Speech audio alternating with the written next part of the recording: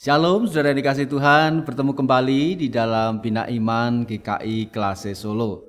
Sebelum mendengar firman Tuhan, mari kita berdoa.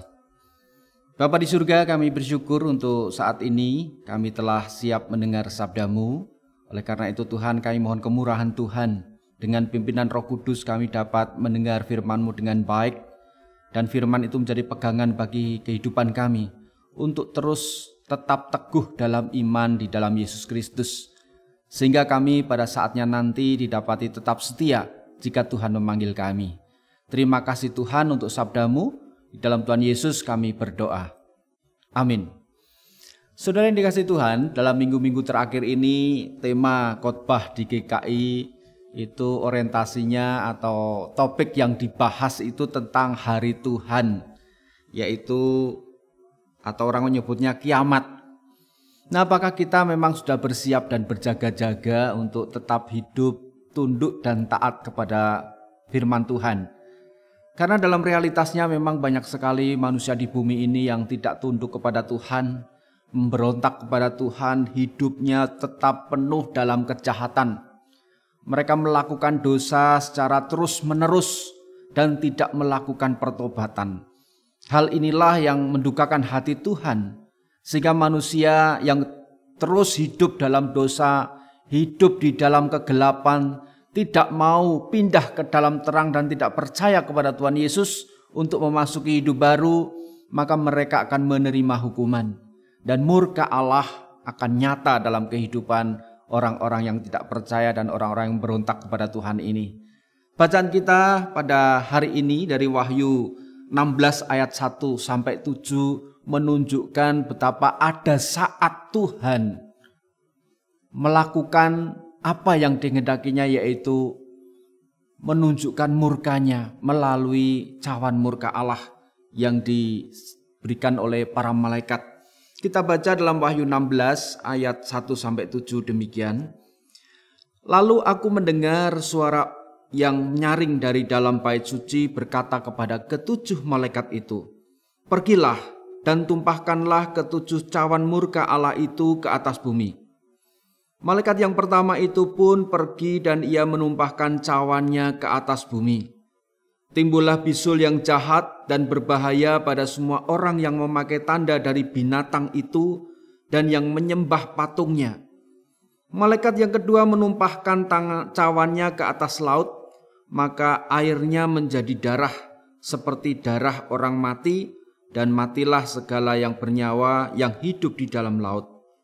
Malaikat yang ketiga menumpahkan cawannya ke atas sungai-sungai dan mata-mata air, dan semuanya menjadi darah. Kemudian aku mendengar malaikat yang berkuasa atas air itu berkata, "Adil engkau yang ada dan yang sudah ada, engkau yang kudus, sebab engkau telah menjatuhkan hukuman ini.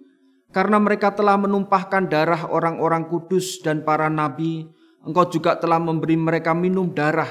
Hal itu wajar bagi mereka."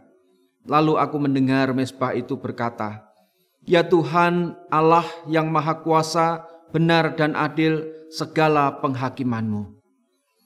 Saudara, melalui bacaan firman Tuhan pada saat ini kita menjadi semakin yakin bahwa kehidupan di dalam Tuhan itu sangat penting. Kita melihat bagaimana cawan murka Allah itu ditumpahkan ke atas bumi dan menimpa kepada orang yang tidak menyembah Allah.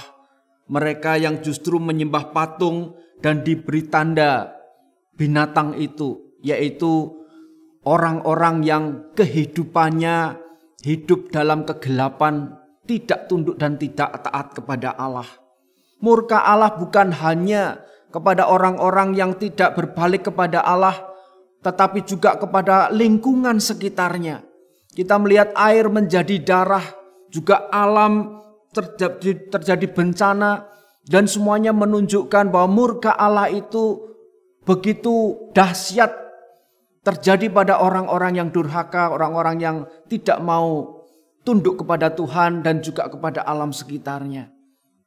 Betapa kita yang saat ini masih diberi kesempatan hidup oleh Tuhan harusnya sadar bahwa hidup kita tidak lama. Oleh karena itu, Marilah kita menghindar dari murka Allah ini dengan tetap tunduk dan setia kepada firman Tuhan.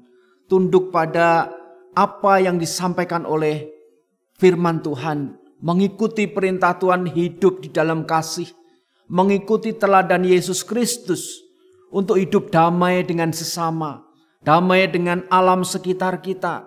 Sehingga kita menjadi orang-orang yang berbuah, orang-orang yang berguna bagi manusia dan juga bagi lingkungan.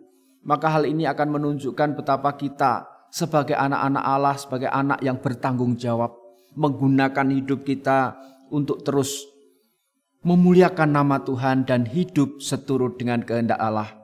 Mari kita terus berjaga dan bersiap dan terus tunduk kepada Tuhan, sehingga pada saat Tuhan datang yang kedua kali, kita benar-benar layak menghadap Tuhan dan tidak mendapat murka. Tuhan memberkati dan menolong kita. Amin. Mari kita berdoa. Kami ucap syukur padamu Tuhan untuk firman-Mu pada saat ini. Menguatkan kami untuk tetap beriman di dalam Tuhan Yesus Kristus. Biarlah kami tetap memuliakan dan percaya kepadamu Tuhan yang menuntun hidup kami. Biarlah iman kami juga diwujudkan melalui kesaksian hidup kami yang berkenan di hadapan Allah, mengasihi sesama kami dan juga hidup dalam damai seperti yang Tuhan tunjukkan dalam kehidupan kami. Terima kasih untuk firman-Mu dan biarlah ini menjadi kekuatan bagi kami untuk terus melangkah menjalani kehidupan ini dengan berkat Tuhan. Di dalam Tuhan Yesus kami berdoa. Amin.